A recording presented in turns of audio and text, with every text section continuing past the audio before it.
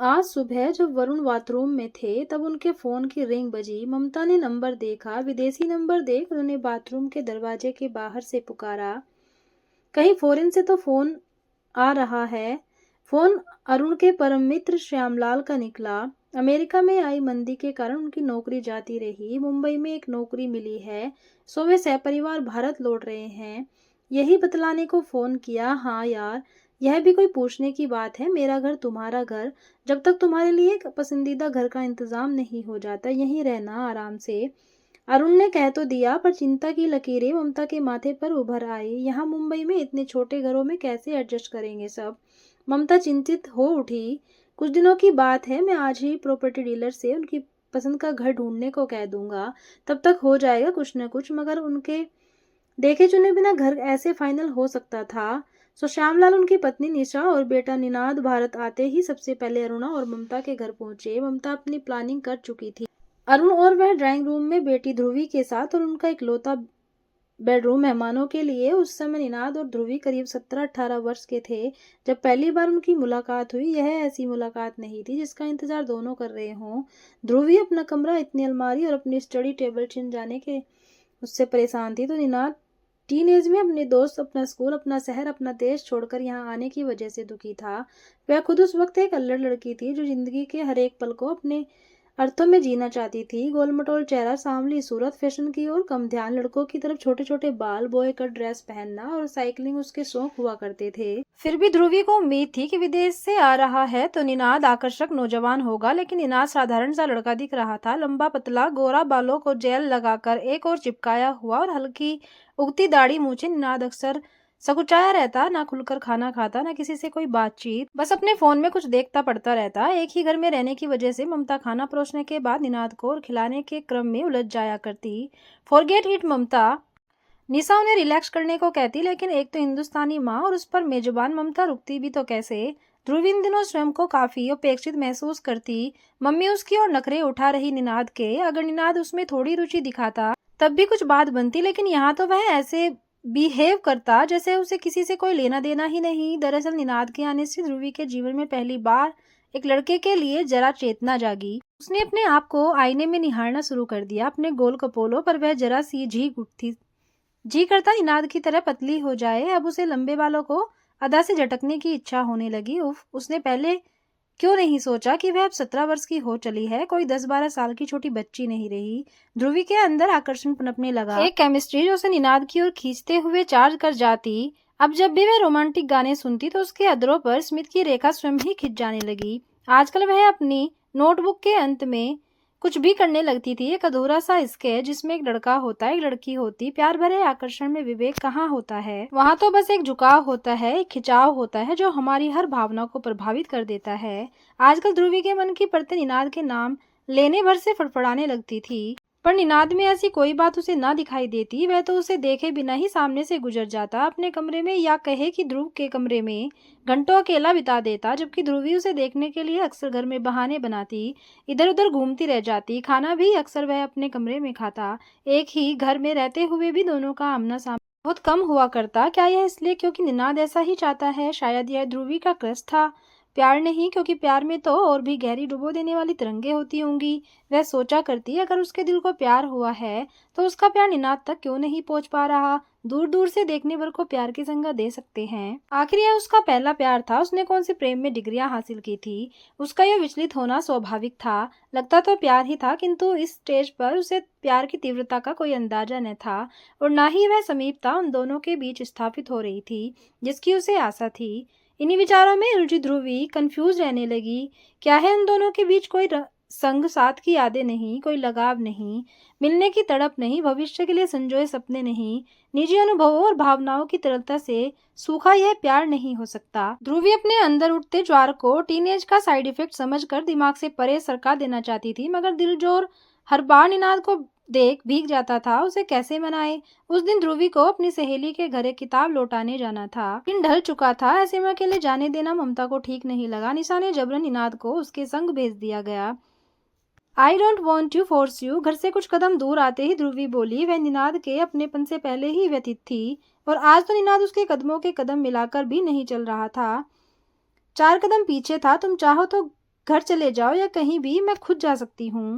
It's okay, बस इतना ही कहा निनाद ने। ध्रुवी और भी खिन्न हो गई। उसके मन की तरंगे क्यों नहीं पहुंच रही निनाद तक, जबकि वह इतना पास है, इतना करीब है। कुछ विचार मगन थी कि निनाद कहने लगा, तुम क्या हमेशा से यहीं रहती आई हो? I mean, were you born here? हाँ, यहीं पैदा हुई और यहीं पढ़ रही हूँ। तुम्हें अपनी सिटी बहुत याद आती होगी ना, अपने फ्रेंड्स, गर्लफ्रेंड्स? ध्रुवी ने सकचाते हुए पूछ लिया। मैं हमेशा से इंट्रोवर्ट टाइप का लड़का रहा हूँ, कभी कोई गर्लफ्रेंड नहीं रही अब तक। वहाँ यूएस में तो मेरे फ्रेंड्स मुझे बहुत चिढ़ाते थे इस बात पर। कुछ खुलने लगा निनाद। इस शाम के बाद दोनों में दोस्ती की शुरुआत हो गई। हम उम्र होने के कारण माता पिता को लगता है एक दूसरे के कुछ सिखाएंगे, आखिर भिन्न परिवेशों से जो आए हैं। और ध्रुवी व निनाद दोनों अपनी दुनिया खोजने लगे। ध्रुवी की आंखें वह सब कहने को आतुर रहती जो उसके दिल में गड़ रहा होता। निनाद कभी शयाना बन उसके नैनों की भाषा पढ़ रहा हो, ऐसा लगता। तो कभी ध्रुवी को संदेह होता कि शायद निनाद जिस कल्चर से आया है वहाँ यह सब आम है। जल्द ही शामिल के लिए घर का इंतजाम हो गया और उनकी अपनी सोसाइटी में ही।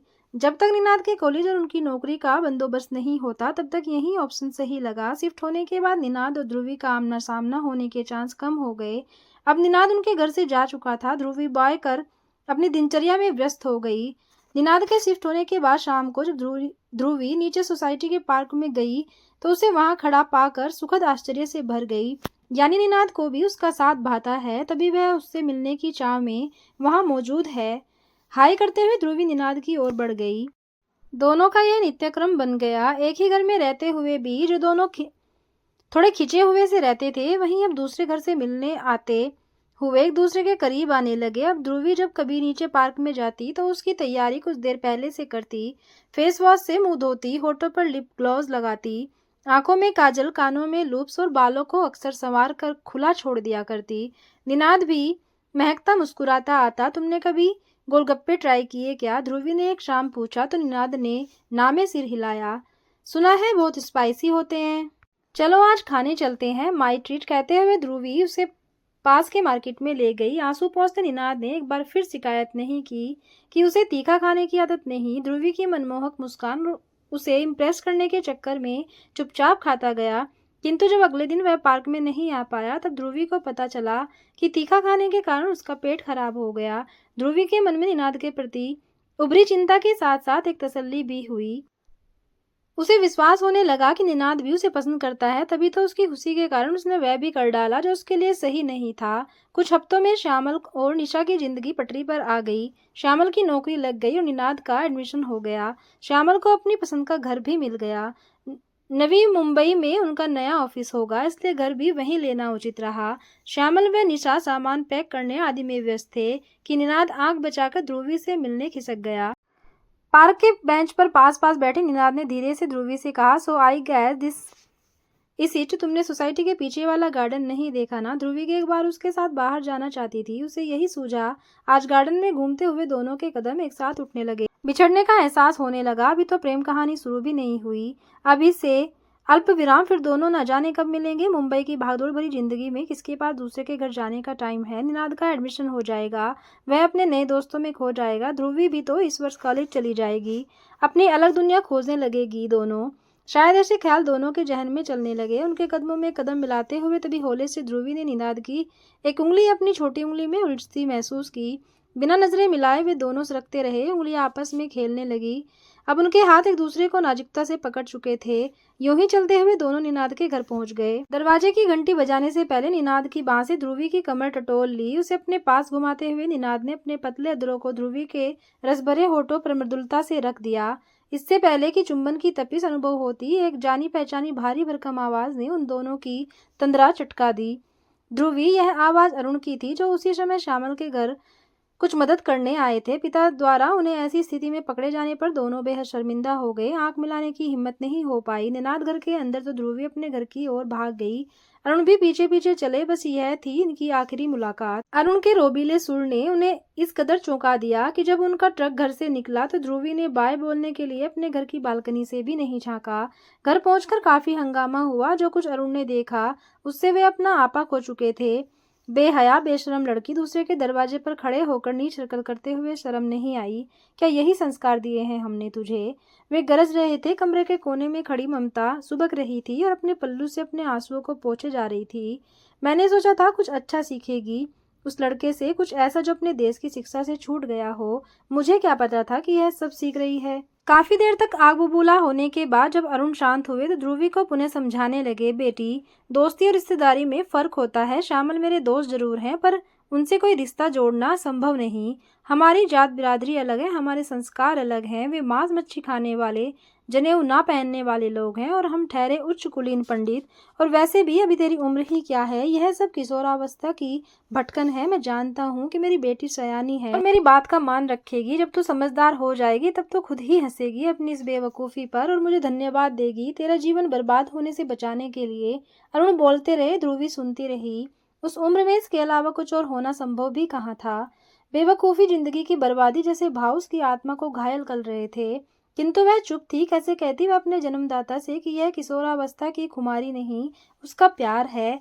हाँ, उसका अंतर्मन जरूर पुकार रहा था, चीख कर कह रहा था कि जिस झूठी शान, इज्जत और मर्यादा की खातिर हम बच्चों को गमों के सागर में झोंका जा रहा है, उसे दर्द को हमारे अपने ही महसूस करे। बच्चे अपने की इज्जत और मर्यादा का ख्याल रखते हुए अपना रिश्ता निभाते हैं, चुप रह जाते हैं, तो बड़ों को भी हमारी भावनाओं की कदर करते हुए समाज के सम्मुख आना चाहिए। दोनों फिर कभी मिल न सके। कई महीने और फिर साल बीत गए। एक आकर्षण जो पनप न सका, एक टीर जो दिल में रह रह कर चुभती, रोमांस की लहरों के ज्वार भाटे दिल की गहराइयों में उठते गिरते रहे। निनाद और ध्रुवी दोनों एक दूसरे को याद किया करते। पहले प्यार की खुमारी अलग ही होती है। यदि यह केवल आकर्षण होता तो इतने समय बाद धुंधला पड़ गया होता।